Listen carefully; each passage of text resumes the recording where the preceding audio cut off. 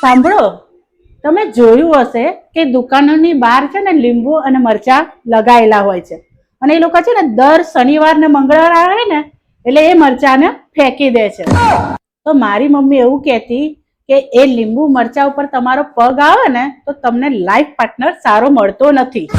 તો જ્યારે પણ સ્કૂલમાં કે કોલેજમાં જતી ને ત્યારે હું ધ્યાન રાખીને જ જતી, કોઈ દિવસ એના પર પગ ના મૂકતી. મમ્મીની વાત તો સાચી જ હતી, એ વાતની અસર તો થાય જ છે. ભગવાનની દયાથી મને સારો પતિ મળ્યો છે.